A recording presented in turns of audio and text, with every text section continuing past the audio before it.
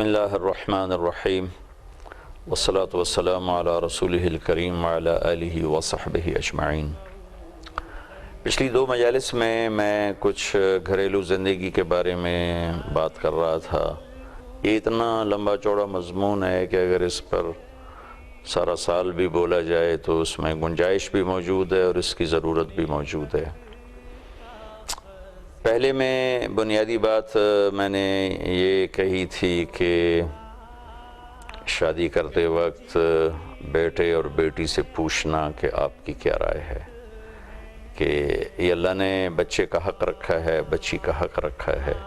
اور عام طور پر ہمارے ملک میں بیٹے تو کچھ اپنی رائے کر لیتے ہیں، لیکن بچیوں سے تو پوچھا بھی نہیں جاتا، ان کو صرف بتایا جاتا ہے، حالانکہ ان سے بھی پوچھنا اتنا ہی ضروری ہے جتنا بچے سے پوچھنا ہے۔ تھوڑی سی اس کی بات کی تھی۔ اللہ تعالیٰ اگر ہمیں توفیق دے اور ہم اپنے معاشرتی اور اپنی جو علاقائی بندھن ہیں ان سے اوپر اٹھ کر ہم اللہ کے محبوب کی شریعت کو سامنے رکھتے ہوئے کرنے والے بنے، سوچنے والے بنے۔ میں نے اس میں یہ بھی کہا تھا کہ میرے نبی نے فرمایا کہ میں نے جہاں بھی بیٹی دی پہلے اللہ کی طرف سے حکم آیا، پھر میں نے بیٹی دی، اور جہاں میں نے خود شادی کی پہلے اللہ کا حکم آیا، پھر میں نے وہاں شادی کی۔ جن کو میں نے بچیاں دیں اور جن خواتین سے میں نے شادی کی ان سب کے بارے میں اللہ کا وعدہ ہے کہ سب جنتی ہیں۔ اس کے باوجود آپ نے حضرت فاطمہ رضی اللہ تعالیٰ عنہ سے پوچھا، فاطمہ علی کا رشتہ آیا ہے، تمہاری کیا رائے ہے؟ جب حضرت فاطمہ رضی اللہ تعالیٰ عنہ نے ہاں کی تو اس کے بعد آپ نے جا کر مسجد میں نکاح کی تقریب کا اہتمام فرمایا۔ دوسری مجلس میں نے میاں بیوی کے بنیادی رشتہ بتایا تھا کہ میاں بیوی کا رشتہ اتنا بڑا رشتہ ہے کہ سارے رشتے اس سے جڑے بھی ہوئے ہیں اور جنم بھی لیتے ہیں، اور کسی بھی رشتہ کی وجہ سے اس رشتے کو نہ ٹوٹنا چاہیے نہ کمزور پڑنا چاہیے۔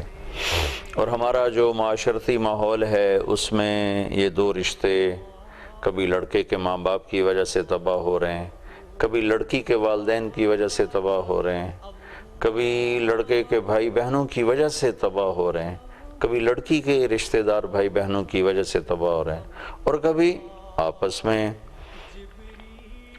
بد اخلاقی کی وجہ سے تباہ ہو رہے ہیں۔ یہ تین بڑے مین فیکٹرز ہیں کہ بچے کے ماں باپ، بچی کے ماں باپ، خود خامد اور بیوی کا اپنا غلط رویہ، اس نے ہماری گھریلو زندگی کو بہت ہی زیادہ خراب کیا ہوا ہے۔ اور میرے عزیزو، زندگی احساسات کا نام ہے، اور احساسات کو جو مجروح کرتا ہے وہاں زندگی ختم ہو جاتی ہے۔ جو احساسات کی قدر کرتا ہے وہاں زندگی پروان چڑھتی ہے، اور اللہ کی قسم احساسات سونے چاندی سے پروان نہیں چڑھتے، زربفت ریشم کے کپڑوں سے نہیں پروان چڑھتے، کروڑوں کی گاڑیوں اور کروڑوں کے گھر میں رہ کر وہ پروان نہیں چڑھتے۔ احساسات تو ایک دوسرے کی قدردانی سے، دوسرے کے احساس کی قدر سے احساس پروان چڑھتا ہے، اور جب کسی سے کے احساس کو توڑا جاتا ہے، زخمی کیا جاتا ہے، تو اس کی زندگی ختم ہو جاتی۔ پچھلے سال ایک کروڑوں پتی بلکہ اربوں پتی صاحب کی بیگم مجھ سے ملی اور بیٹھتے ہی رونا شروع کر دیا۔ ہوتا ہے آدمی پہلے اپنا دکھڑا سناتا ہے پھر روتا ہے، وہ روئی پہلے اور بات بعد میں کی کہ مولانا میں یہ اربوں روپے اور یہ ہیرے کے سیٹ اور یہ لاکھوں کے جوڑے میں ان کو آگ لگاؤں؟ میرے خامد کا رویہ میرے ساتھ ٹھیک نہیں، اس قبول ہی میرے ساتھ ٹھیک نہیں ہے۔ تو اب اس کو سب کچھ میسر ہے، لیکن وہ چیز جو اس کے احساسات کو پروان چڑھا ہے وہ اسے میسر نہیں ہے۔ وہ خامد کا میٹھا بول ہے، خامد کا میٹھا رویہ ہے۔ ایسے ہی کئی مرد ملے کہ جی تلخ ہو گئی ہے زندگی، کہ تھک کر گھر جاتے ہیں تو مسکراتے چہرے کی بجائے ہمیشہ نفرت بھرا چہرہ ملتا ہے، تانے ملتے ہیں، جلی کٹی باتیں سننے کو ملتی ہیں، جی چاہتا ہے گھر چھوڑ کے کہیں نکل جائیں۔ یہ جان بین سے یہ دیکھنے میں آ رہا ہے، ہو بھی رہا ہے۔ تو میں نے اس میں یہ اہمیت سامنے لانے کی کوشش کی تھی کہ میاں بیوی کا رشتہ ایسا رشتہ ہے کہ دونوں کے ماں باپ بیچ میں ایسے دخل انداز نہ ہوں کہ یہ رشتہ خراب ہو جائے، حتیٰ کہ اولاد بھی ایسی دخل انداز نہ ہو کہ میں نے اشارہ کیا تھا کہ بعض مائیں اولاد کے پیچھے اپنے خاوند کو بے عزت کر دیتی ہیں، بعض باپ اولاد کے پیچھے اپنی بیویوں کو بے عزت کر دیتے ہیں۔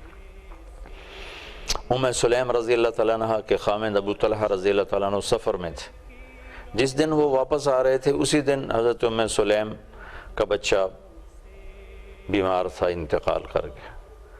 تو شام کو ابو طلحہ پہنچے تو انہوں نے بچے کو اندر لٹا دیا اور اوپر چادر ڈال دی۔ ابو طلحہ رضی اللہ تعالیٰ عنہ تشریف لائے تو انہوں نے پوچھا بچے کا کیا حال ہے؟ کہا ہدا کا مطلب انہوں نے لیا مر گیا ہے، اور ایک مطلب ہدا کا ہے کہ وہ سکون میں ہے۔ تو انہوں نے سمجھا سکون میں ہے، انہوں نے اس سے مراد لیا تھا کہ بس زندگی ختم ہو گئی ہے۔ وہ مطمئن ہو گئے، رات آرام سے گزاری، صبح اٹھ کے ان کو بتایا کہ آپ کا بیٹے کا انتقال ہو گیا۔ تو حیران ہو گئے، اللہ کی بندی مجھے رات کیوں نہیں بتایا؟ کہ رات آپ سفر سے آئے تھے، آپ تھکے ہوئے تھے، تو مجھے خیال ہے اگر میں نے آپ کو بتایا تو آپ کی یہ رات بھی ساری مشقت میں گزر جائے گی۔ تو اس خاتون کو سلام ہے جس نے اپنے خاوند کے تعلق میں بچے کو بھی داخل نہیں ہونے دیا جبکہ بچہ انتقال کر چکا ہے۔ اتنا ضبط، اگرچہ یہ آج نہیں ہو سکتا، ان کو نبی کی صحبت حاصل تھی، اتنا تو ہو سکتا ہے کہ ہم بچوں کے لیے آپس میں نہ الجھ جائیں، آپس میں نہ متنافر ہو جائیں، اور ایک دوسرے کی رعایت اتنی ضروری رکھی ہے۔ میرے نبی پاک صلی اللہ علیہ وسلم کا فرمان ہے، جب تم میں کوئی شخص دیر سے واپس لوٹے تو گھر نہ جائے، باہر کہیں سو جائے تاکہ اس کے گھر والوں کی نیند خراب نہ ہو۔ اگرچہ آج یہ مسئلہ نہیں ہے، ہم ٹیلی فون پہ اطلاع کر دیتے ہیں ہم پہنچ گئے ہیں، ہم آ رہے ہیں، گھر والے انتظار میں ہوتے ہیں۔ وہاں تو ایسا تھا کہ کوئی وسیلہ ہی نہیں بتانے کا کب پہنچنا ہے، تو اگر اچانک رات کو پہنچیں تو گھر والوں کو تکلیف ہوگی، بچے اٹھیں گے، بیوی اٹھے گی، ماں اٹھے گی۔ تو میں قربان جاؤں اللہ کے محبوب کے خوبصورت طریقوں پر کہ آپ نے فرمایا کہ اگر دیر ہو جائے، شام ہو جائے تو گھر نہ جاؤ، رات کہیں باہر سو جاؤ۔ ساری زندگی ہمارے نبی پاک صلی اللہ علیہ وسلم کا یہ معمول تھا کہ آپ جب سفر سے واپس آتے تھے تو ذوالحلیفہ میں آ کے ٹھہر جاتے تھے، رات وہاں قیام فرماتے، صبح اپنے گھر تشریف لے جاتے تھے۔ اور آپ کی عادت مبارکہ تھی جب آپ مسجد سے گھر تشریف لاتے اور دیر ہو چکی ہوتی تھی تو آپ کی عادت تھی سلام کرنے کی، تو جب آپ گھر میں داخل ہوتے تو اتنی آواز میں سلام کہتے کہ جاگنے والا سن لیتا اور سونے والے کی آنکھ نہیں کھلتی تھی۔ یہ رعایت ہمیں اللہ کے نبی نے سکھائی ہے، اللہ کے نبی نے بتلائی ہے۔ تو یہ رشتہ اس وقت بہت کمزور ہو چکا ہے، اور جب کسی گھر کی بنیاد ہل جائے تو ساری عمارت اوپر دراڑیں پڑ جاتی۔ تو میاں بیوی کا رشتہ ایک بنیاد ہے، اگر اس میں دراڑ پڑے گی تو پوری عمارت ہل کے رہ جائے۔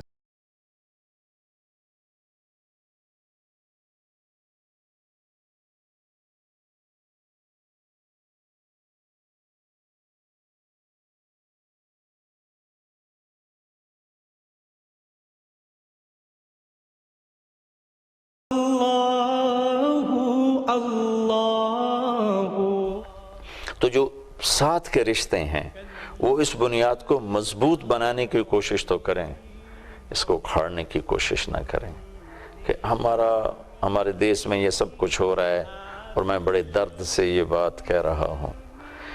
اس کی اہمیت کو سامنے رکھتے ہوئے اور دیکھتے ہوئے میں اس مضمون کو، اب تیسری نشست ہے میں اس کو بیان کر رہا ہوں کہ ہمیں اس بنیاد کو مضبوط کرنا ہے، آپس کی محبت کو پروان چڑھانا ہے کہ اس سے آگے سارے رشتے جنم لیتے ہیں۔ کھٹپٹ تو ہر جگہ ہوتی ہے، کہاں نہیں ہوتی۔ جب کوئی کھٹپٹ ہو تو آج کل کیا ہوتا ہے کہ بچے کے والدین اپنے بیٹے کی سائیڈ لیتے ہیں، بچی کے والدین اپنی بیٹی کی سائیڈ لیتے ہیں، ادھر سے وہ بھڑکاتے ہیں، ادھر سے وہ بھڑکاتے ہیں۔ کبھی ناراضگیاں ہو کہ سالوں بچی گھر بیٹھی ہے، لینے والے کہہ رہے ہیں آوے گی تو تاں آپے آوے اسی نہیں لین جانا، وہ کہہ رہے ہیں لینے آئیں گے تو ہم بھیجیں گے، ہم نے نہیں بھیجنا۔ حالانکہ اس وقت بڑوں کا کردار ہے کہ اس معاملے کو سلجھایا جائے، نہ کہ الجھایا جائے۔ میرے نبی پاک صلی اللہ تعالیٰ علیہ وسلم نے کیا کردار ادا کیا سسر بن کے۔ میں بڑے دکھ کے ساتھ یہ بات کہہ رہا ہوں، ایک عورت جب ماں ہوتی ہے تو سراپا محبت ہوتی، جب وہ ساس بنتی ہے تو اس میں آگ بھر جاتی ہے۔ ایک مرد جب باپ ہوتا ہے تو سراپا شفقت ہوتا ہے، جب وہ سسر بن جاتا ہے تو سراپا تنقید بن جاتا ہے۔ اللہ کرے یہ چیز ہم میں سے ختم ہو جائے۔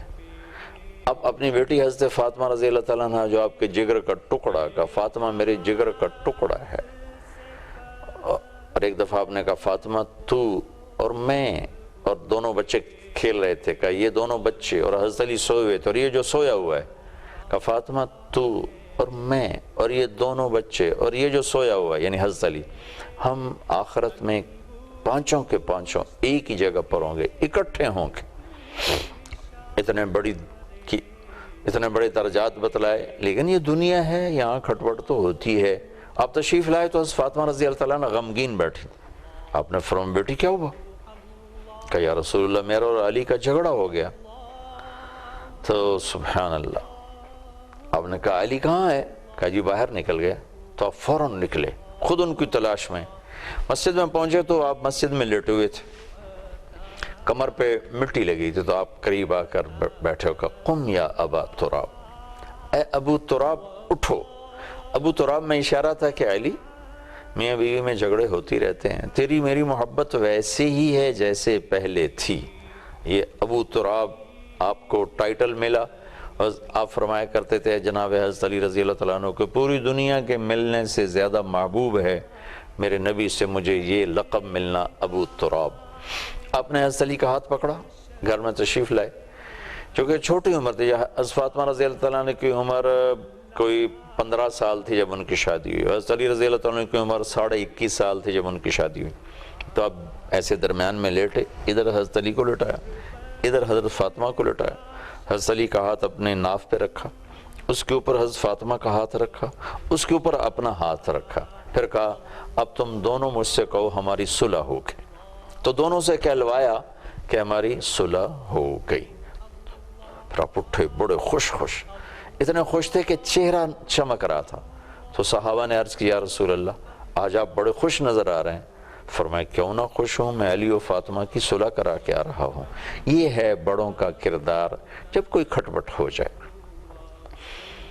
پھر میں ایک آیت اس موقع پر پیش کرتا ہوں کہ اللہ تعالیٰ نے اتنی خوبصورت مثال دی ہے میاں بیوی خامد اور بیوی کے تعلق کی، ہن لباس لکم وانتم لباس لہن، واہ واہ واہ واہ، کہ تمہاری بیویاں تمہارے لباس ہیں اور تم اپنی بیویوں کے لیے لباس ہو۔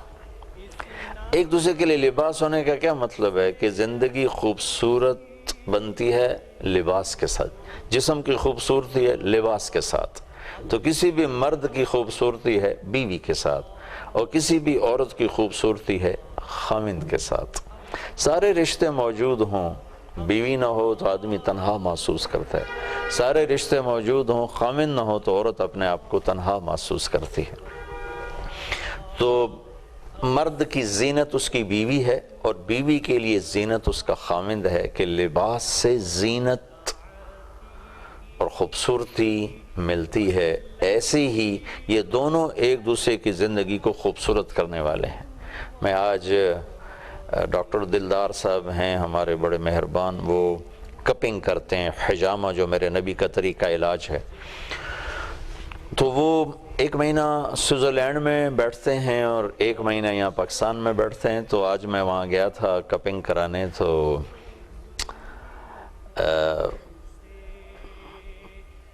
مجھ سے کہنے لگے کہ آپ کو پتہ ہے کہ خودکشی کا سب سے بڑا ریٹ جاپان کے بعد سوئٹزرلینڈ ہے۔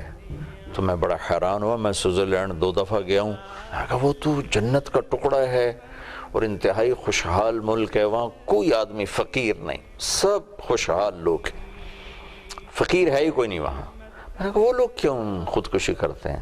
تو مجھ سے فرمانے لگے کہ جی تنہائی ہے، تنہائی، اکیلا پن، کہ لڑکی کو خامن نہیں ملتا، لڑکے کو بیوی نہیں ملتی، اولاد کو ماں باپ نہیں ملتے، ماں باپ کو اولاد نہیں ملتی، تو تنہا زندگی ہے۔ اور اس تنہا زندگی کی وجہ سے، اور انسان تو تنہا رہ ہی نہیں سکتا، جانور تنہا نہیں رہ سکتا تو انسان کیسے؟ تو تنہائی ان کو کھاتی ہے اور پھر وہ خودکشیاں کرنے پر آتے ہیں۔ تو انسانی زندگی میں سب سے حسین رشتہ، سب سے حسین تعلق وہ خامند اور بیوی کا ہے، جس کو اللہ نے اس مثال سے سمجھایا، ہن لباس لکم وانتم لباس لہن، وہ تمہارا لباس ہیں۔ مثلا ایک آدمی لباس کے بغیر ہو، کتنا ہی خوبصورت ہو وہ بدصورت ہو جائے گا، اور لباس پہنا ہوا ہو تو کتنا ہی بدصورت ہو وہ خوبصورت نظر آتا۔ تو ہم ایک دوسرے کے لیے زیب و زینت ہیں۔ ایک مطلب تو یہ ہے کہ بیوی خامند کی زینت ہے، خامند بیوی کی زینت۔ دوسرا، ہن لباس لکم وانتم لباس لہن، یہ تمہارا لباس ہے، تم ان کے لباس ہو۔ آپ نے کبھی دیکھا کہ کوئی اپنا گریبان چاک کر رہا ہو، کوئی جان بوجھ کے اپنے کپڑے پر چائے گرا رہا ہو، ایک کینچی سے کاٹ رہا ہو؟ پاگل ہی یہ کام کر سکتا ہے، دانا سمجھدار۔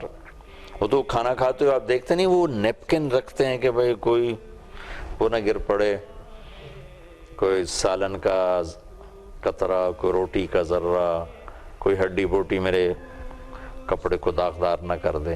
اور کبھی غلطی سے کوئی داغ لگ جائے تو فوراً ہم دھونے کی کوشش کرتے ہیں، پھر ہم اپنے کپڑوں کے لیے الماریاں بنواتے ہیں، پھر ان کے لیے ہینگر بنواتے ہیں کہ اس میں سلوٹ نہ پڑے، شکن نہ پڑے، پریس کرواتے ہیں، پھر اس پر ڈیزائننگ کرتے ہیں، کیا کیا لاکھوں روپے کا ایک ایک جوڑا تیار ہو رہا ہے۔ تو دوسرا اشارہ اس میں یہ ہے کہ جیسے ایک مرد اپنے لباس کی حفاظت کرتا ہے تو بیوی تیرا لباس ہے، اس کی حفاظت کر، اور جیسے ایک عورت اپنے لباس کی حفاظت کرتی ہے تو خامن تیرا لباس ہے، اس کی حفاظت کر، اس کو داغدار ہونے سے بچا، اس کو کٹنے سے بچا، اس کو پھٹنے سے بچا۔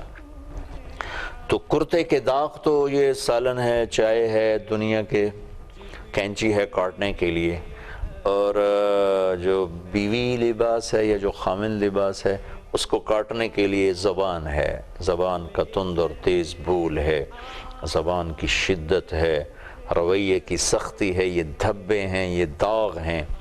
اور جیسے میں اللہ پہ قربان جو اللہ کو پتہ تھا کہ یہ لگیں گے، تو جیسے ہمارے جسم پر داغ دھبے لگتے ہیں، کپڑے پر لگتے ہیں تو ہم پانی سے دھو لیتے ہیں، صابن سے دھو لیتے ہیں، تو ایسے ہی اگر آپس میں کبھی اونچ نیچ ہو جائے، کھٹ کھٹائیا پھٹ پھٹائیا، تو اس کے لیے معافی اللہ تعالیٰ نے صابن رکھا ہے۔ معاف کرنا یہ پانی ہے، معاف کر دینا یہ پانی ہے، اور ہدیہ ہدایت تحفے تحائف دے کر اسے ختم کرنا یہ اس کا پانی ہے اور یہ اس کا صابن ہے۔ کبھی اونچ نیچ ہو جائے تو معاف۔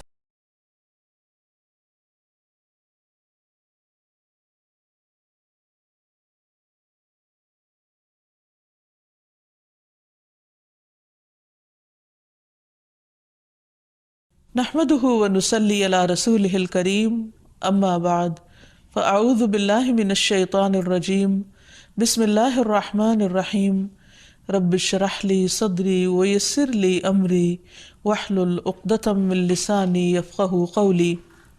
السلام علیکم ورحمۃ اللہ وبرکاتہ۔ آج ہم انشاءاللہ ازواج اور اولاد کے لیے کی جانے والی دعاؤں کے بارے میں بات کریں گے کہ قرآن و سنت میں ہمیں اس بارے میں کیا رہنمائی ملتی ہے۔ دعا ایسی چیز ہے جو انسان کی تقدیر کو بدل دیتی ہے۔ عام طور پر ہم اپنے خاندانی زندگی میں، گھریلو زندگی میں جب پریشان ہوتے ہیں تو ہم سمجھتے ہیں کہ شاید یہ مشکلات زندگی کا حصہ ہیں اور ان میں کبھی کوئی تبدیلی نہیں ہو سکتی، حالانکہ اللہ سبحانہ و تعالیٰ کے لیے کسی بھی چیز کو بدلنا کچھ بھی مشکل نہیں۔ بعض اوقات ہمیں شیطان یہ وسوسہ ڈالتا ہے کہ یہ چیز تمہاری تقدیر میں لکھ دی گئی تھی، اس لیے اب اس سے کوئی نجات کا راستہ نہیں، حالانکہ حدیث میں واضح طور پر آتا ہے، رسول اللہ صلی اللہ علیہ وسلم نے فرمایا، کوئی چیز تقدیر کو بدل نہیں سکتی سوائے دعا کے، اور کوئی چیز عمر میں اضافہ نہیں کرتی سوائے نیکی کے، یعنی اگر انسان دوسروں کے ساتھ خیر و بھلائی کرتا رہتا ہے تو یہ چیز اس کے عمر میں اضافے کا ذریعہ بنتی ہے۔ جیسا کہ ہم نے پہلے بھی ذکر کیا تھا کہ دعا کی قبولیت کے لیے ضروری ہے کہ پہلے ہم اللہ سبحانہ وتعالیٰ کی تعریف بیان کریں۔ اللہ سبحانہ وتعالیٰ کی تعریف کے بے شمار کلمات ہیں جو نبی صلی اللہ علیہ وسلم نے ہمیں سکھائے ہیں۔ ان میں سے ایک یہ بھی ہیں، مصعب بن سعد اپنے والد سے روایت کرتے ہیں کہ ایک اعرابی رسول اللہ صلی اللہ علیہ وسلم کی خدمت میں حاضر ہوا اور عرض کیا کہ یا رسول اللہ، مجھے ایسا کلام سکھائیں جسے میں پڑھتا رہوں۔ آپ نے فرمایا، کہو لا الہ الا اللہ وحدہ لا شریک لہ، اللہ اکبر کبیرا والحمد للہ کثیرا، سبحان اللہ رب العالمین، لا حول ولا قوة الا باللہ العزیز الحکیم۔ اللہ کے سوا کوئی الہ نہیں، وہ اکیلا ہے، اس کا کوئی شریک نہیں، اللہ سب سے بڑا ہے، بہت بڑا، اور تمام تعریفیں اللہ کے لیے ہیں، بہت زیادہ۔ پاک ہے اللہ جو تمام جہانوں کا رب ہے، نہیں کوئی برائی سے بچنے کی ہمت اور نیکی کرنے کی قوت سوائے اللہ کے جو بہت زبردست حکمت والا ہے۔ تو بات یہ ہے کہ جب بھی ہم اپنے خاندانی حالات، گھریلو زندگی، اپنے ازواج یا اولاد کے سلسلے میں کچھ بھی پریشان ہو تو اللہ سبحانہ وتعالیٰ سے خوب خوب دعا کریں، اور دعا سے پہلے اللہ تعالیٰ کی حمد و ثنا بیان کریں۔ جہاں تک ازدواجی زندگی کا تعلق ہے تو اللہ سبحانہ وتعالیٰ نے شوہر اور بیوی کا رشتہ باہم ایک دوسرے سے سکون حاصل کرنے کے لیے بنایا ہے، اور اگر گھریلو زندگی میں دونوں کے درمیان سکون ہی نہ ہو، کوئی خوشی ہی نہ ہو، باہم محبت اور رحمت ہی نہ ہو تو زندگی ویران ہو کر رہ جاتی ہے۔ اللہ سبحانہ وتعالیٰ قرآن مجید میں شادی کی حکمت کو بیان کرتے ہوئے فرماتے ہیں، وَمِنْ آيَاتِهِ أَنْ خَلَقَ لَكُم مِّنْ أَنفُسِكُمْ أَزْوَاجًا لِتَسْكُنُوا إِلَيْهَا وَجَعَلَ بَيْنَكُم مَّوَدَّةً وَرَحْمَةً إِنَّ فِي ذَلِكَ لَآيَاتٍ لِقَوْمٍ يَتَفَكَّرُونَ۔ اور اس کی نشانیوں میں سے ایک یہ ہے کہ اس نے تمہاری ہی جنس سے تمہارے لیے بیویاں پیدا کی تاکہ تم ان کے پاس سکون حاصل کرو، اور تمہارے درمیان محبت اور رحمت پیدا کر دی۔ غور و فکر کرنے والوں کے لیے اس میں کئی ایک نشانیاں ہیں، یعنی اللہ سبحانہ وتعالیٰ نے تو فطری طور پر انسان کے اندر ایک دوسرے کے لیے کشش رکھی ہے، محبت رکھی ہے، لیکن اگر وہ کسی وجہ سے ختم ہو گئی ہے یا موجود نہیں ہے تو یہ بھی انسان کی زندگی میں ایک بہت بڑا دکھ اور آزمائش ہوتی ہے۔ تو اس سے نکلنے کے لیے اللہ تعالیٰ کی مدد اور اس کا سہارا لینا چاہیے، اور کسی بھی غلط قسم کے کام سے بچتے ہوئے اللہ تعالیٰ سے عاجزی کے ساتھ گڑ گڑا کر اس رشتے کی محبت اور خوشی کے لیے دعائیں کرنی چاہیے۔ پہلی بات تو یہ ہے کہ شادی سے پہلے ہمیں اسلام نے اچھے رشتوں کے انتخاب کا ایک معیار دیا ہے۔ مثلاً شوہر کے انتخاب کے لیے جو ہمیں حدیث ملتی ہے اور نبی صلی اللہ علیہ وسلم نے جو کرائیٹیریا دیا ہے اس میں آتا ہے کہ اگر تمہارے پاس کوئی ایسا شخص نکاح کا پیغام بھیجے جس کے دین اور اخلاق سے تم مطمئن ہو تو اس سے اپنی بیٹی کا نکاح کر دو، اگر ایسا نہیں کرو گے تو زمین میں فتنہ اور زبردست فساد برپا ہوگا۔ تو اس حدیث سے یہ پتہ چلتا ہے کہ شادی سے پہلے انسان کو ضرور یہ دیکھنا چاہیے کہ جہاں وہ اپنی بیٹی کو بیاہ رہا ہے اس شخص کا اخلاق، کردار، مزاج کس قسم کا ہے۔ یعنی محض کسی دنیاوی فائدے یا کسی کے مال یا بظاہر زینت اور رونق کو دیکھ کر شادی نہیں کرنی چاہیے، بلکہ دین کو معیار بنانا چاہیے۔ پھر اسی طرح لڑکی کے انتخاب میں بھی جو بات ہمیں بتائی گئی وہ یہی کہ لڑکی سے 4 چیزوں کی بنیاد پر شادی کی جاتی ہے، لیکن نبی صلی اللہ علیہ وسلم نے جو خاص طور پر تلقین کی وہ یہ ہے، فَاظْفِرْ بِذَاتِ الدِّینِ تَرِبَتْ یَدَاک، کہ تم دین والی کا انتخاب کرو، تمہارا بھلا ہو، یعنی لڑکی بھی نیک ہو، اللہ تعالیٰ سے ڈرنے والی ہو۔ اسی لیے ہم دیکھتے ہیں کہ خطبہ نکاح کے اندر اللہ سبحانہ وتعالیٰ 3 آیات میں 4 دفعہ اللہ کے تقوی کا حکم دیتے ہیں، کیونکہ جب تک انسان اللہ تعالیٰ سے نہیں ڈرتا اس وقت تک انسان انسانوں کے حقوق صحیح طور پر ادا نہیں کر سکتا۔ ایک اور حدیث میں بھی نبی صلی اللہ علیہ وسلم نے نیک عورت کو دنیا کی بہترین متاع قرار دیا. فرمایا دنیا فائدہ اٹھانے کی چیز ہے اور دنیا کی بہترین متاع نیک عورت ہے.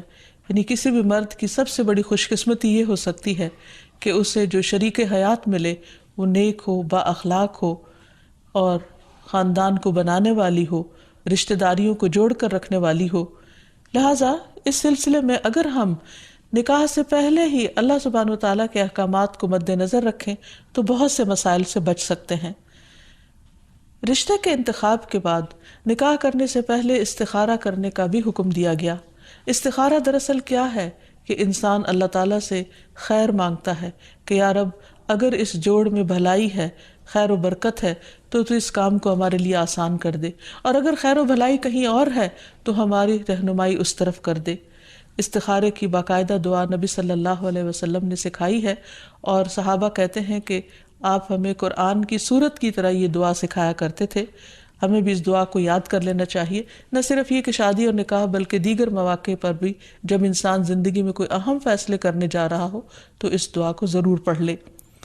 پھر یہ کہ نکاح ہونے کے بعد بھی انسان خواہ بظاہر حالات درست بھی کیوں نہ ہوں، باہم ایک دوسرے کے ساتھ محبت اور ایک دوسرے کی خیر و بھلائی کی دعائیں مانگتا رہے. اس سلسلے میں جو ہمیں ایک بہترین دعا قرآن مجید میں سکھائی گئی ہے وہ ہے ربنا ہب لنا من ازواجنا وذریاتنا قرۃ اعین واجعلنا للمتقین اماما. اے ہمارے رب، ہمیں ہماری بیویوں اور اولادوں سے آنکھوں کی ٹھنڈک عطا فرما اور ہمیں متقین کا امام بنا.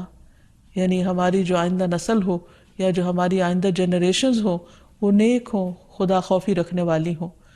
اور یہ کہ ہمیں اپنے ازواج سے اور اولاد سے آنکھوں کی ٹھنڈک دے، یعنی خوشی عطا کر کے ہم جب ان کو دیکھیں اور ان کی زندگی میں ان کو پھلتا پھولتا دیکھیں اور خوش دیکھیں تو ان کی خوشیوں سے ہمیں خوشیاں نصیب فرما. اسی طرح رسول اللہ صلی اللہ علیہ وسلم نے ایک اور دعا بھی سکھائی ہے کہ جس میں برے ساتھی اور ایسے شوہر یا ایسی بیوی سے پناہ مانگی گئی ہے کہ جو انسان کو وقت سے پہلے بوڑھا کر دیں.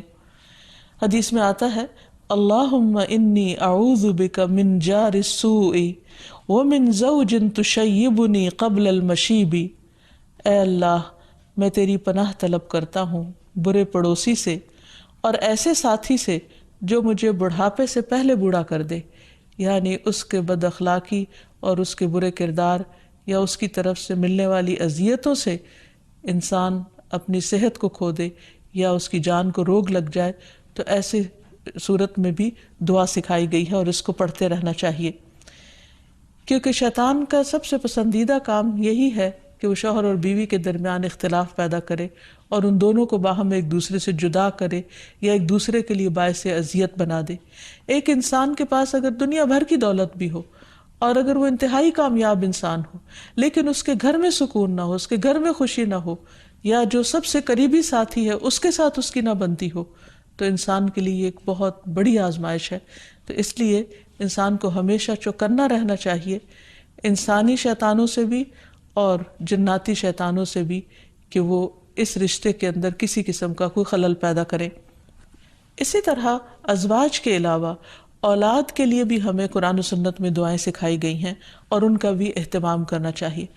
انسان اپنی زندگی میں اپنی بہترین کمائی اپنی اولاد ہی کو سمجھتا ہے، اور انسان اپنی زندگی کا بہترین سرمایہ اپنی اولاد پر خرچ کرتا ہے اور اپنے بعد بھی ان کے لیے ہر طرح کی راحتیں اور نعمتیں چھوڑ کر جانا چاہتا ہے.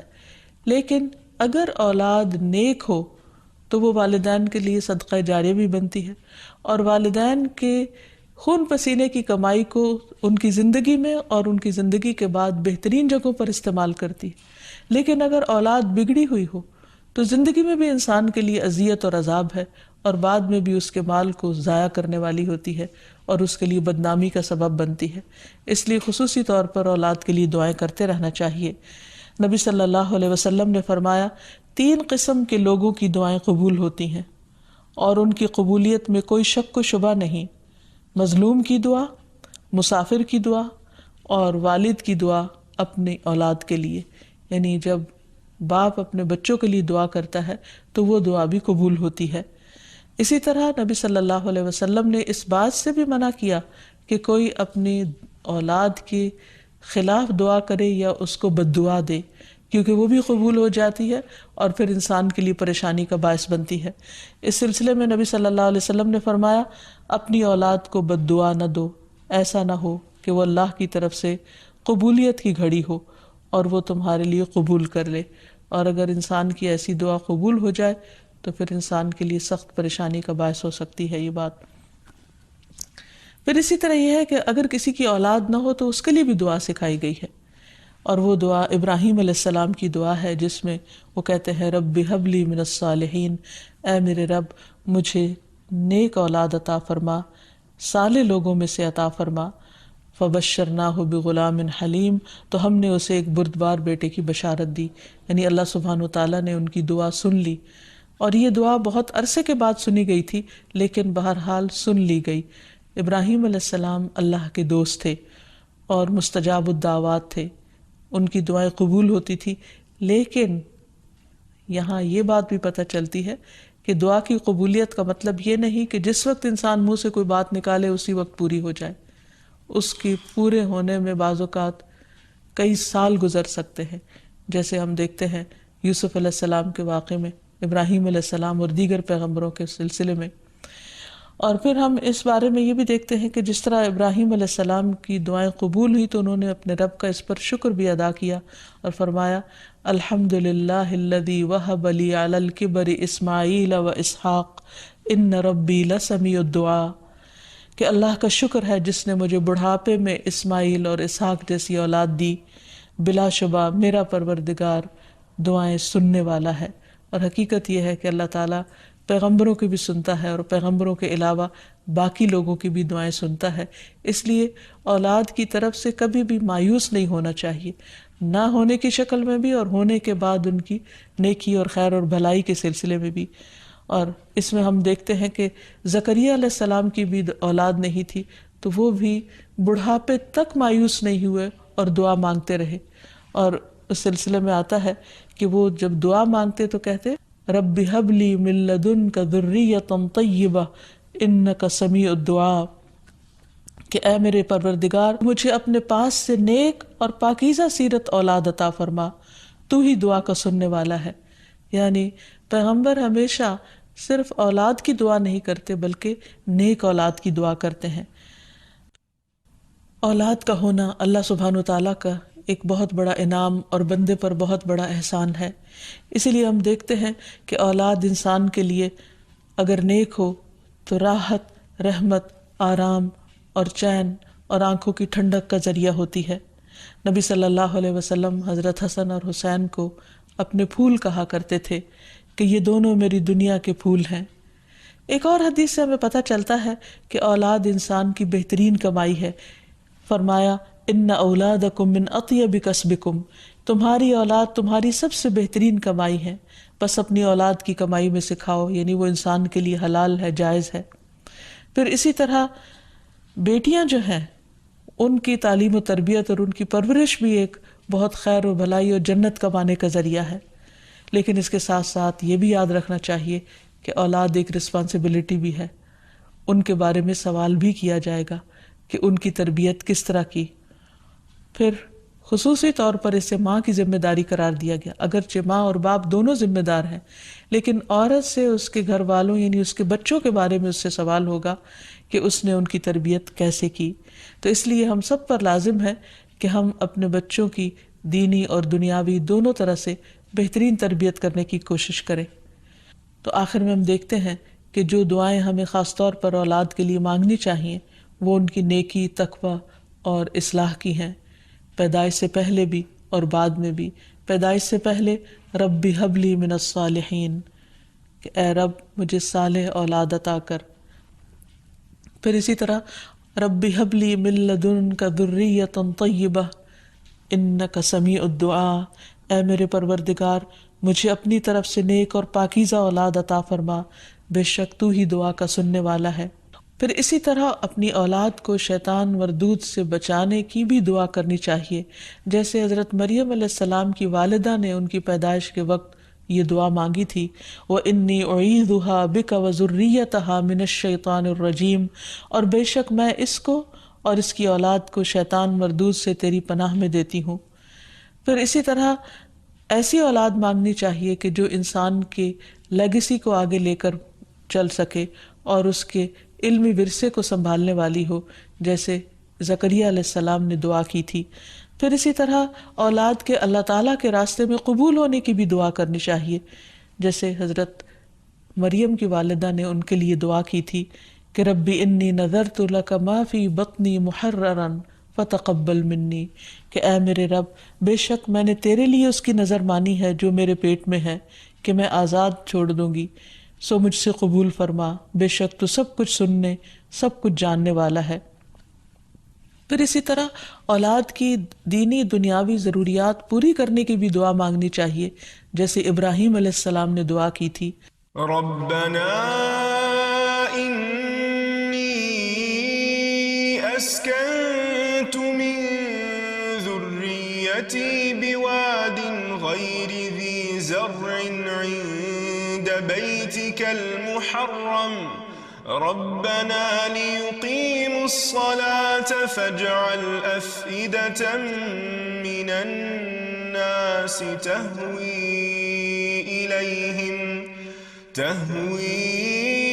إليهم وارزقهم من الثمرات لعلهم يشكرون۔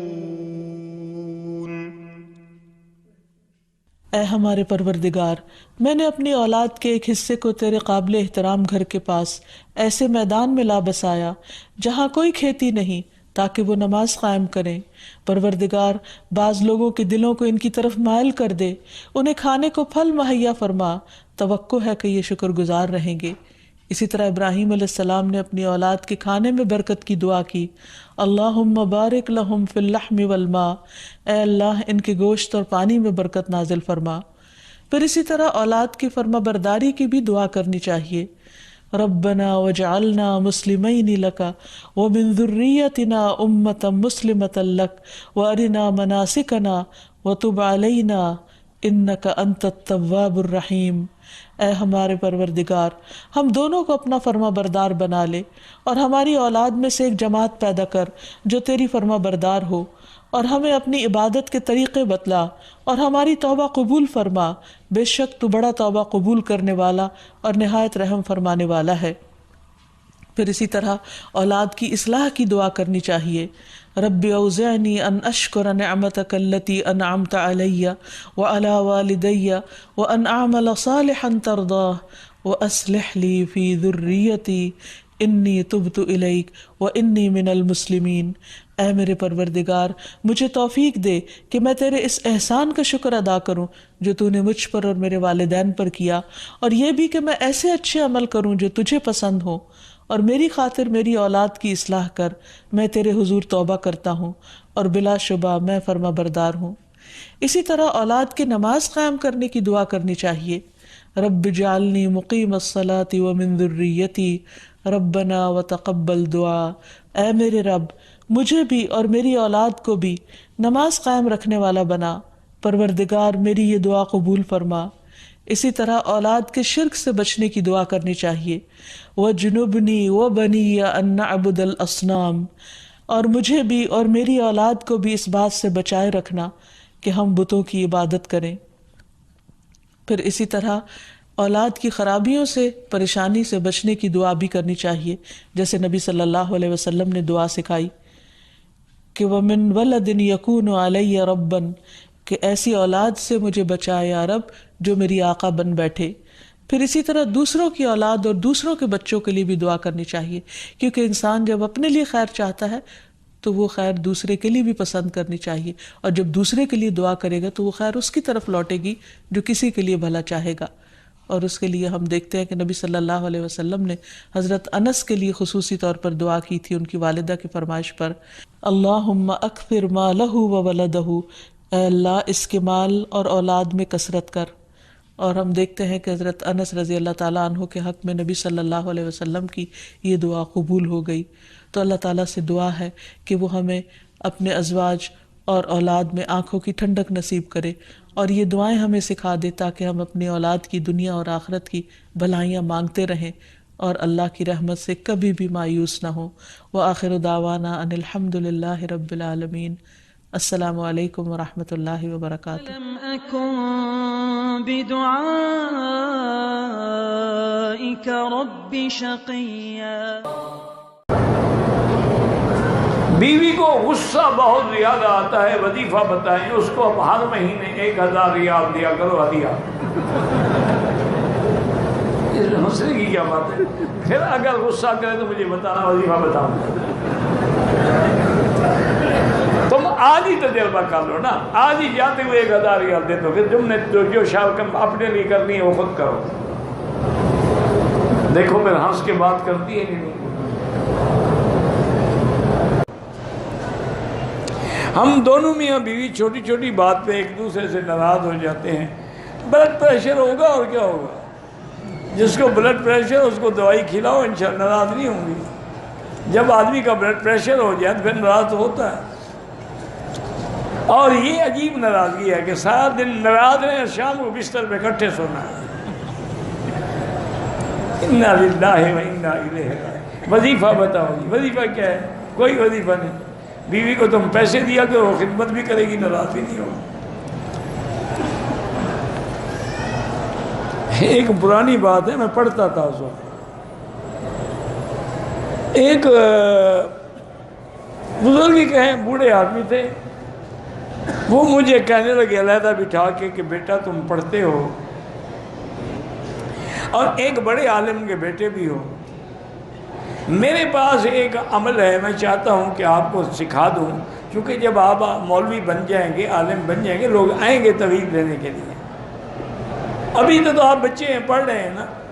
میرے پاس نے کہا کہ ایک عمل ہے تسخیر کا، کہ اگر وہ لکھ کر اس کو کسی وزن دار چیز کے نیچے دبا دیا جائے تو عورت اگر 7 پردوں میں بھی قید ہونا تو وہ فوراً آ جائے گی۔ اتنا زور والا عمل ہے۔ میں نے کہا حضرت گزارش یہ ہے، ایک تو مجھے شوق نہیں ہے عمل سیکھنے کا، دوسرا آپ سے میرے پاس جو عمل ہے وہ اور زیادہ بڑا ہے۔ وہ حیران ہو گیا، جی آپ کو اس سے بڑا عمل کیا ہے؟ تو ہم روٹی بھی ساتھ تھے رکھی، میں نے روٹی کا ایک ٹکڑا توڑا تو سامنے کبے بیٹھے تھے، میں نے ایسے پھینکا، کبا آ گیا۔ میں نے کہا کہ یہ وظیفہ اثر کر گیا نہیں کر گیا؟ تو روٹی ڈالو تو پرندے بھی آ جاتے ہیں، پیسے ڈالو تو بیوی کیوں نہیں آئے گی؟ ایک سیدھی سی بات ہے۔ کہتے ہیں کہ ایسا کوئی عمل ہے کہ ایک مرتبہ کرنے سے ایک حور مل جائے تو 70 مل جائے گی، فکر کی کیا ضرورت ہے؟ عمل کرو نہ کرو لیکن مرو ایمان پہ۔ اگر شرک اور بدعت پہ مر گئے تو ایک بھی نہیں ملے گی۔ جو بیویاں اپنے آپ کو خاوند کے برابر سمجھے کہ اللہ نے ایک جیسا بنایا ہے، ان کے لیے کچھ رہنمائی فرما تو ٹھیک سمجھتی ہیں، وہ ایک جیسا ہی بنایا ہے، مرد و عورت کو اللہ نے ایک جیسا ہی بنایا ہے، اس حوالے سے کہ ہیومن ڈگنیٹی میں تو برابر ہے، بلکہ عورتوں کا مقام تو کچھ زیادہ ہو جاتا ہے بعض اوقات۔ صحیح بخاری میں حدیث ہے، ایک صحابی نے آگے پوچھا یا رسول اللہ صلی اللہ علیہ وآلہ وسلم مجھ پہ سب سے زیادہ حق کس کا؟ فرمایا تیری ماں کا۔ پوچھا اس کے بعد کہا تیری ماں کا، اس کے بعد کہا تیری ماں کا، چوتھی دفعہ کہا تیرے باپ کا۔ ٹھیک ہو گیا؟ تو حسن سلوک کی سب سے زیادہ حقدار تو وہ ہے۔ صحیح، ٹھیک ہو گیا؟ تو اس طرح کے معاملات میں دیکھیں تو عورتوں کو اللہ تعالیٰ نے پھر سنن نسائی میں حدیث ہے کہ تیری جنت تیرے ماں کے قدموں کے پاس ہے، یعنی ان کی خدمت کر کے۔ اور جلاد قسم کے جو خاوند ہوتے ہیں نا، وہ شادی کے بعد نا اپنی بیویوں کہتے ہیں اون تیری جنت میرے قدمہ کول ہے۔ ٹھیک ہو گیا نا؟ تو وہ مجازی خدا اور عجیب و غریب قسم کا کانسیپٹ بنایا ہوا ہے نا، ہیومن ڈگنیٹی میں برابر ہے۔ باقی قرآن یہ کہتا ہے الرجال قوامون علی النساء، مرد عورتوں پر حاکم ہے، اس حوالے سے کہ ان کے اوپر خرچہ کرتے ہیں، وہ مینیجریل پوائنٹ آف ویو سے دیکھا گیا۔ صحیح، ظاہر مینجمنٹ میں تو 72 سیٹر گاڑی ہے تو ڈرائیور تو ایک ہی ہوگا نا، 72 بندے تو یہ نہیں کہہ سکتے کہ جی میں باری باری چلانا ہے، ایک نہیں چلانا ہے نا، جس کو چلانا آتا ہے، باقی اس کے پیچھے رہیں گے۔ اور وہ جو ڈرائیور ہے وہ یہ نہ سمجھ لے کہ میں اب جب جہاں مرضی ٹھوک دوں میرے ہاتھ میں اسٹیئرنگ ہے، نہیں۔ تو یہ بہت یعنی ایک موٹی سی مثال ہے۔ تو عورت کی عزت کریں، عزت کروائیں گے، عزت نہیں کریں گے۔ میں آپ کو ایک مثال دے دوں کہ اگر ایک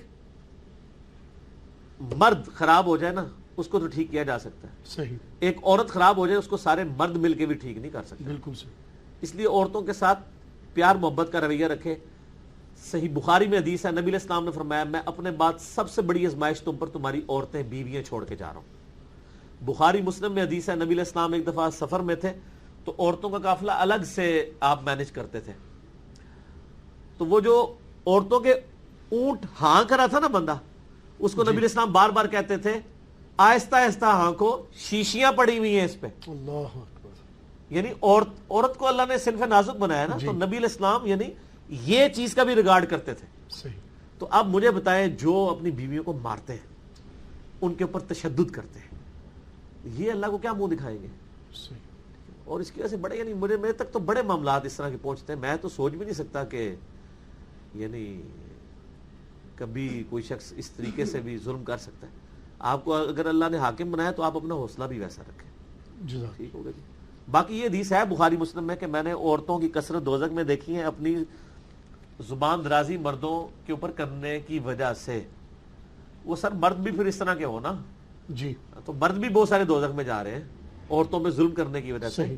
صحیح بخاری میں حدیث ہے کہ ایک عورت بڑی نیک تھی, اس نے ایک بلی کو قید کر دیا کہ وہ بھوکی پیاسی مر گئی. تو نبی علیہ السلام نے فرمایا کہ وہ دوزخ میں ہے. بلی تو جانور ہے, اور جو انسانوں کے ساتھ ظلم کرتے ہیں, کیسے کیسے ظلم نہیں کرتے ہیں یعنی مرد عورتوں کے ساتھ, کس کس قسم کی ان کو اذیتیں دیتے ہیں. اور خصوصاً ایسی عورتیں بیچاری جن کے یعنی پیچھے ماں باپ فوت ہو گئے ہوتے ہیں, بھائیوں کے یعنی وہ اس کے اوپر ہوتی ہیں, وہ پیچھے بھی نہیں جا سکتی, ادھر بھی ان کے اوپر پورا یعنی باہر کا غصہ اکٹھا کر کے نا وہ آ کے اپنی بیویوں پہ نکالتے ہیں. تو نبی علیہ السلام نے ویسے تو نہیں فرمایا کہ تم میں سب سے بہتر وہ ہے جو اپنے بیوی بچوں کے لیے بہتر ہے. سر میری اپنی زندگی کا تجربہ ہے کہ جتنے خوش اخلاق میں نے باہر دیکھے ہیں نا, وہ اتنے ہی بد اخلاق ہیں اپنے گھر کے اندر, اللہ ماشاء اللہ. اور یعنی میں آپ کو پرسنل بتاتا ہوں, میں جتنا باہر ہوں نا بد اخلاق, اتنا ہی گھر میں ہوں. ٹھیک ہے, یعنی میں یعنی طبیعت میری تھوڑی سی اس حوالے سے ہے, یعنی وہ ظاہر ہے کہ یہ اسٹرکٹ طبیعت نہ ہو تو پھر مینیجبل فارم میں چیزیں نہیں چاہتے. یعنی کالج کے پرنسپل اگر سخت نہیں ہوگا تو وہ کالج تو نہیں چلا سکتا, وہ اس نے اڈاپٹ کرنی پڑتی ہیں اس کو چیزیں بعض اوقات معاملات کو. اور اس وجہ سے بعض اوقات کوئی ایسا ہوتا ہے, لیکن ایسا ہی یہ نہیں ہے کہ مطلب گھر جا کے تو مار کٹائی والا معاملہ ہے. اللہ کا شکر ہے نہ آج تک مارا ہے نہ مار کھائی ہے بیوی سے, ریکارڈ ہے ماشاءاللہ 14-15 سال کا. اور باقی یہ جو ہم کبھی اپنی مثال دے دیتے ہیں, یا میں اس کا یہ قطعاً مقصد نہیں ہوتا کوئی تکبر. میں بڑا حیران ہوتا ہوں کہ عمران خان صاحب جب کہتے ہیں نا میں کرکٹ کو سمجھتا ہوں, مجھے پتا ٹیم کیسے بنانی ہے, تو ان کو کوئی نہیں کہتا یہ بڑا متکبر ہے. وہ کہتے ہیں یار ٹھیک کہہ رہا ہے, اس کی فیلڈ ہے. تو سر میں نے بھی اپنی زندگی کے 25-30 سال بخاری مسلم پہ لگائے ہیں نا, الحمدللہ. تو جب میں یہ دعویٰ کرتا ہوں کہ میں یہ وثوق سے کہہ رہا ہوں کہ اس طرح کی کوئی حدیث بخاری میں نہیں ہے, مسلم میں نہیں ہے, یہ فلاں جگہ ہے, تو مجھے کہتے ہیں تکبر کر رہا ہے. میں اپنی فیلڈ, حالانکہ میرے دماغ میں تکبر ہوتا بھی نہیں ہے, میں اپنی وہ فیلڈ کی ایکسپرٹیز کا اظہار کر رہا ہوتا ہوں. اور میں حیران ہوتا ہوں کہ کرکٹر پہ کوئی نہیں بولتا, سیاستدان پہ کوئی نہیں بولتا. اگر کوئی مذہبی یعنی پیشوا اس حوالے سے کہ لوگوں کو دین سکھا رہا ہوا, ایسی بات کہتے ہیں بڑا آکڑے ہوا ہے. آکڑا وہ بندہ ہے میرے بھائی کہ جب آپ کوئی ایسا شخص ہو جو عبادت بھی کروا رہا ہو اور آپ سے نذرانے بھی بٹور رہا ہو, اس کو آپ یہ باتیں کریں. جو آپ کو اپنی جیب سے کھلا رہا ہو, جتنے یہاں مہمان آتے ہیں ہر اتوار, آپ دیکھ لیں ہمارا ہزاروں کا خرچہ ہوتا ہے, تو سارا اپنی جیب سے اللہ کی مدد سے کر رہے ہیں, تو ہمیں تو حق پہنچتا ہے. لیکن ہم پھر بھی کسی کو ڈانٹتے نہیں ہیں, میں ویسے بتا رہا ہوں کہ نہ کوئی آئی نا. تو یعنی میری یعنی طبیعت پرسنلی میں یعنی میری طبیعت میں بہت زیادہ مزہ ہے, اور مزہ والا شخص ہی پھکیاں دے سکتا ہے, اینٹی وینم دے سکتا ہے, الزامی جواب دے سکتا ہے. ورنہ ہم سکا سڑا بندہ یہ کام نہیں کر سکتا. جی جی جو اس کے بارے میں تھوڑا سا کرتے ہیں کہ جو ذہنی پریشانیاں تھے, ہاتھ تو نہیں اٹھاتے عورتوں پر, لیکن ایک دو فیملیز کے بارے میں ایسا دیکھنا ملتا ہے کہ وہ اتنی ٹینشن دیتے ہیں کہ وہ گھر کی بیوی جو ہے وہ اتنی ڈپریشن کے شکار, وہ بھی حرام ہے نا جی. 2 ہفتے تک نیند ہی نہیں آتی. ہاں جی, نہیں وہ بھی حرام ہے جی. اس میں تو قرآن میں یہ آیا ہے کہ جب میاں بیوی کا اس طریقے سے اختلاف ہو, ایک حکم مرد کی طرف سے ایک عورت کی طرف سے آئے, اور وہ آپس میں یہ یعنی جس کو یعنی عورت والی سائڈ کے لوگ بھی حکم مانے اپنا, اس کا فیصلہ قبول کریں گے, اور مرد والے بھی, پھر وہ آپس میں یعنی ٹرمز اینڈ کنڈیشن طے کریں. اور اگر آپ کو یہ اندازہ ہو جائے کہ یہ بیانڈ ریپیئر ہے, تو فوراً سے پہلے خلا کی طرف چلے جانا چاہیے, اگر یہ ساری چیزیں اسٹیبلش ہو جائے. یہ جو لوگ زبردستی نکاح چلاتے رہتے ہیں نا, ایک بچہ ہوا, 2 ہوئے, 3 4, پھر 10 سال کے بعد پھر بھی اولاد یہ ہو ہی جاتی ہے, تو اس وقت بڑا کام بگڑ چکا ہوتا ہے. ٹھیک ہو گیا. اس لیے اس طلاق کو حلال رکھا گیا ہے, ناپسند ضرور ہے لیکن حلال ہے, کہ بسا اوقات جینورلی طلاق لینی پڑ جاتی ہے. ٹھیک. اسی طریقے سے بعض اوقات شادی کے بعد یعنی مرد جو ہیں وہ یعنی یہ ابھی جو بے اولادی والے معاملات چل رہے ہیں اس میں اکثر اوقات یعنی مردوں کے ساتھ بھی اس طرح کا معاملہ نکل آتا ہے, صرف عورتوں کے ساتھ نہیں, بانجھ پن مردوں میں بھی بانجھ پن ہوتا ہے. تو وہ تو بہت کم ہوتا ہے کہ ان کی بیویاں طلاق لے لیں, بے شک, لیکن ادھر مرد جو ہے وہ دوسری تیسری کے لیے ایڑیاں اٹھا اٹھا کے دیکھ رہا ہوتا ہے. ٹھیک ہو گیا. تو یہ بھی تو دیکھنا چاہیے. اور میں کہتا ہوں اکثر ایک عورت جس کا مرد بیمار ہو جائے پوری زندگی اس کی خدمت کرتی رہتی ہے, بالکل, اور اس کے اگینسٹ اگر عورت بیمار ہو جائے تو مرد تو جناب دوسری تیسری شادی چھپا کے کر بیٹھتا ہے. تو پھر دیکھ لیں آپ فرق کتنا ہے.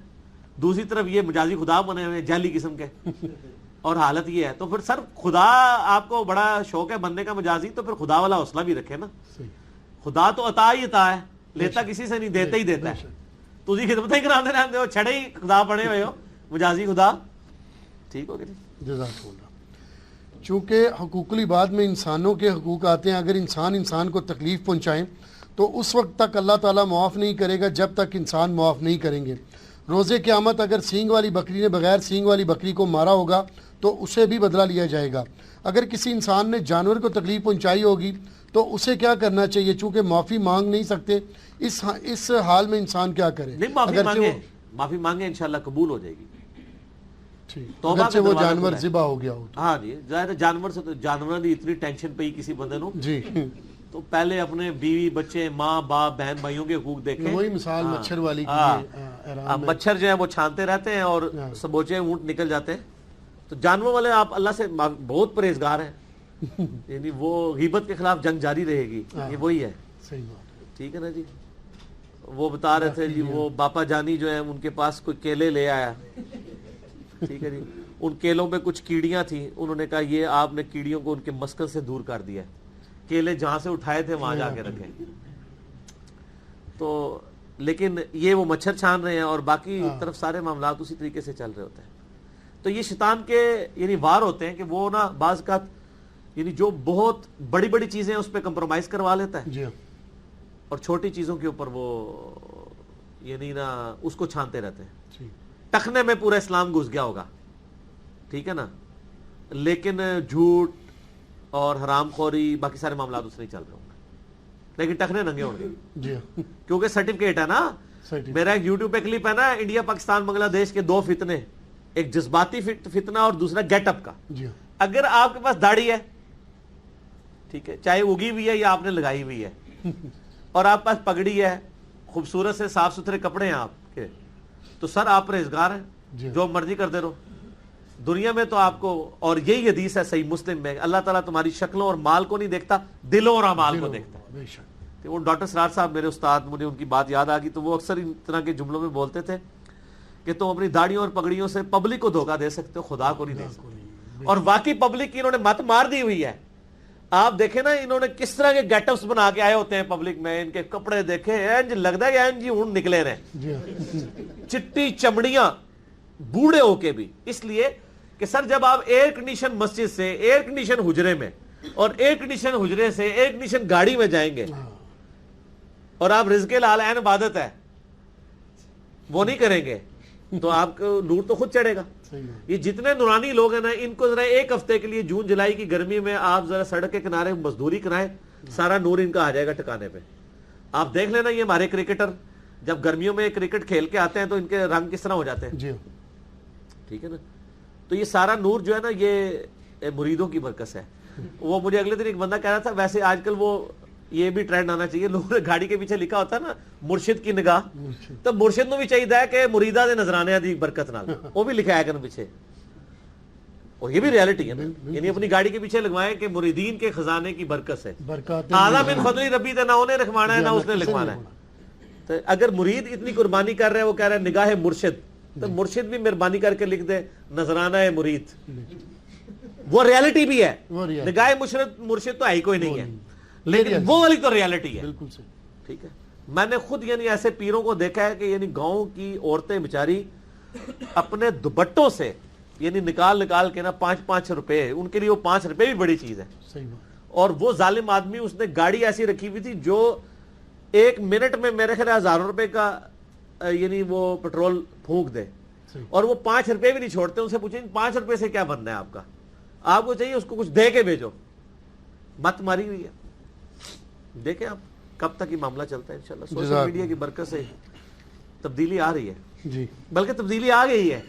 ٹھیک ہو گیا.